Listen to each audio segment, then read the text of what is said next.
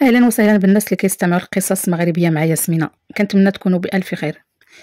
اليوم غنعاود لكم قصه او موقف اخر للسيده فاطمه اللي كنت عاودت لكم قصتها ديك المره هي وصفتها ملي كانوا لبسوا الشورت ومشاو للعرس. القصه كانت بعنوان مشيت للعرس نشطح خرجت منه كنهرج. المهم لاله قصتي هاد المره حتى هي كتضحك مختلفه، ولكن كتضحك غير حيت داز عليها وقت كثير. اما فوقتها كانت صدمه وكانت مأساة.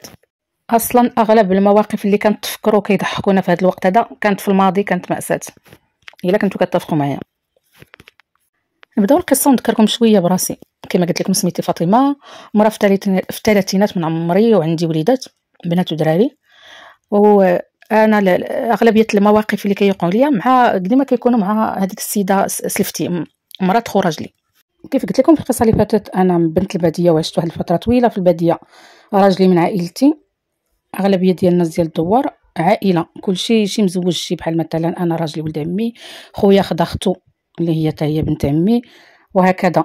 الحمد لله حتى واحد ما ولد معاقين، كلهم عندهم ولادهم سليمين عاديين، الا واحد المرض اللي هو الربو هو اللي كنلاحظ انه كيتورث. بالمره كان في جدي الكبير عاد جا اختي الكبيره عاد هكا. هذاك الربو هو اللي كان كيتورث مره كيكون في شي حد من العائله. كما قلت لكم كان راجلي من عائلتي وكان هو كيخدم في المدينه. فاش يلاه تزوجنا كنت عشت واحد الفتره قصيره مع والديه حتى ولدت بنتي الكبيره، ومن بعد تحولنا لواحد الدار. واحد الدار كانت حدا دار عائلتهم وكانت قديمه شويه هي. فاش عشنا عاوتاني واحد الفتره قبل ما نبنيو دارنا اللي استقرينا فيها حتى هي مده. المهم راجلي كان كيخدم في المدينه وكان كيخدم سيكليس، كان كيمشي في الموطور وتيبقى كيجي نهار الاربعاء وكيجي نهار الحد، كيجيب لينا زعما التقديه وتيجلس معنا داك نهار الاربعاء تيمشي يتغدى ثاني في السوق يجيب الخضره واللحم ورجع ثاني للمدينه وهكذا. المهم كان زعما مغامر كيدمر كيجمع الريال فوق الريال. كان الهدف ديالنا هو نشريو بقعه في المدينه ونبنوا دار باش نديو ليها ولادنا يقراو، كان هذا هو الهدف. انا كنت المهمه ديالي هي انني نكبر هذوك الوليدات نقابلهم، وفي نفس الوقت نخدم الخدمه ديال الباديه اللي فيها البقار وفيها الدجاج وفيها الحريط وفيها شحال من حاجه.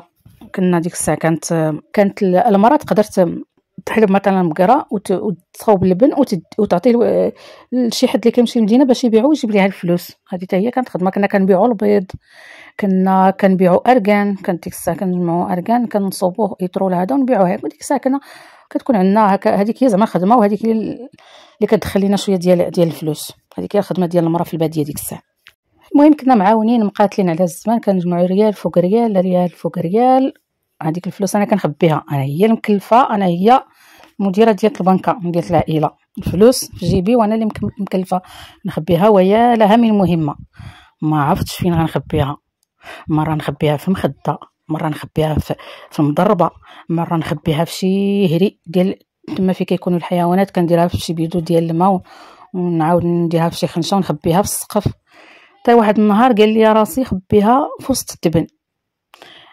انا ما عرفتش هاد الفلوس اش خفت منها. واحد بعض المرات كيكونوا بعض المرات الشفاره في البلاد، كيجي شي مواسم ديال الشفره مثلا ملي كيقرب العيد الكبير وهذا كنسمعوا راه تشفر فلان الفلاني راه شفروا ليه الكبش ديالو، فلان الفلاني شفروا ليه التاور.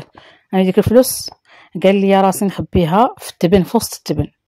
ديك الساعه كان جفاف، وملي ما كيكونش التبن متوفر باش اللي نعطوه للبقره كنا كنشروه.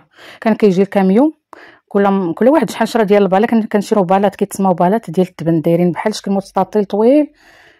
راه معروفين بالات تاع التبن. هادوك هما اللي كانوا عندي في واحد البيت كان مخصص غير لهداك التبان وداك افياش وداك الشيء والزرع. هذاك البيت هكاك، وكنت حطيتهم فيه. وتما فين خبيت الفلوس كان واحد المبلغ نيت زعما محترم كانت شي 10 المليون ولا 11 مليون مجموعه. دابا انا مع الوقت مع الايام كدوز كنعطي داك التبن للبقر، كل مره كنهز منه شويه كنعطيه، كل مره كنهز منه شويه كنعطيهم. حتى واحد النهار بغيت زعما نتاكد من هذيك الفلوس واش باقا تما. يلا كنقلب والو، تقول ما لقيتهمش. حليت البلاطه ديال التبن كاملين وتقول ما كاينينش. كنقلب وتقول واش هاد الفلوس الغبيه الظاهر. تصدمت، عرفتي قلبي بغى يسكت والما طاح ليا في ركابي، وليت صفارات تخلعت المستقبل ديالي ضاع. الا مشات هذيك الفلوس الا ما لقيتهاش صافي. تنقلب ونعاود ودخلت وسط التبن بحال بحال كتقلبي على ابره في وسط التبن وتقول هذيك الفلوس واش كاينه. عييت وانا نطلع للسطح، مشيت هضرت. السطح الا بغيتي تطلع ليه كان غير واحد السلم ديال داك كنقول ليه السلم ديال غير مصيب غير اللوحه هكا. طلعت وكنعيط العيشه اللي هي سلفتي وجارتي في نفس الوقت. عيط ليها عيشه وعيشه عتقيني عتقيني يا المصيبه، راه البقر كلا ليا الفلوس. ايوا جات عيشه كتجري جات عندي كملات عليا داكشي اللي بقى. قالت لي ناري يا بنت الحرام وكواك. قالت لي مالك شنو هي دابا في الفلوس وستطبن على ما لقيتي كاع فين تخبيهم. قالت لي كون درتيهم غير شي سقف ولا شي فين ما كون حفرتي غير شي حفره وخشيتيهم فيها ولا في وسط التبن ولا هاد الفضيحه اللي درتي. المهم هي بعدا راه كانت مخلوعه فاش كانت بتجي عندي ما قدرتش تدوز، حيت حنايا في العربيه العيالات ما كيدوزوش قدام البراني هكاك بحوايج الدار. زعما العربيه راه ما كنلبسوش جلابه الا بغينا نخرجوا نتخروا، في نفس الوقت ما خصكش الا كان مثلا الرجال ماشي براني بالضبط الرجال كانوا حدا الباب وهذا ما تقدرش تخرج دوز وحدهم. بغات تجي عندي ما لقات كي دير. كانوا شي رجال واقفين كيحفروا تما. كانت واحد الساحه قدام باب الدار كيحفروا البير. كان زعما البراني. مشات هي لبسات الجلابه ديال راجلها، واحد الجلابه ديك الجلابه مخططه بيضاء وفيها الخطوط كحلين نازلين، ودارت القب وجات عندي. ايوا جات عندي وكتعاونني في الحفير وكنقلبوا وكنحفروا. قلت لها بقاو شي بلاط ديال التبن مازال ما تحلوش. قلت لها زيدي نلوحوا هذا الشيء للمراح ونحلوه لحناهم كاملين المراح. كنحلو ديك السلوكه كنقطعوا كنقلبوا حتى لقاتهم هي في واحد البلا في وسط البلا مخشيين. قالت لي ها هما يا المصيبه، انا غير شفتهم وانا نطيح سخفت. عرفتوا المراح كي ولا بالتبن ردينا بحال داك الفدان فاش كيدرسوا التبن فاش يلاه كيحصدوا وكيدرسوا بكري. ما دابا كيكونوا الماكن بكري كانوا كيحطوا هذاك التبن كامل اللي جمعوه في واحد البلاصه كيدوزوا عليه الحمير وهذا باش يدرسوا. هكاك رديت داك المراح من كثر ما قلبنا. المهم كما قلت لكم شفت هذيك الفلوس وانا نسخف صافي. وعاد لبسات عيشه جلابه ديال راجلها باش تعاود ترجع للدار، حيت راه هذوك باقيين، حيت الحفير ديال البير راه تيبقى بالليل وبالنهار. رجعت لدارها. انا من داك النهار شديت هذيك الفلوس وعطيتهم لراجلي. قلت ليه هاك اخويا هادشي ديالك تكلف به، عطيني باتساع. عييت ما خليت فيما خبيتهم، راه ستريس ديال معقول. صافي وتهنيت خداهم هو ما عرفتش فين خباهم. تا شرينا مازال الارض بنينا دارنا. كنعاود لكم هادشي راه فات عليه سنوات.